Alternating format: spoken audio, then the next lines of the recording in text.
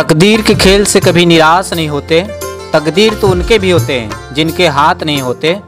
कलाकारी करने के लिए जरूरी नहीं शरीर से सब कुछ ठीक हो। कलाकारी तो वो भी दिखाते हैं जिनके पास दुनिया को देखने के लिए आँख नहीं होते। जय जोहार, नमस्कार। मैं दुर्गेश सिन्हा दुलरवा। अब आप देखा तो आपके अपन लोकप्रिय चैनल मया के बोली भाखा के विशेष कार्यक्रम हमर भाखा हमर कलाकार।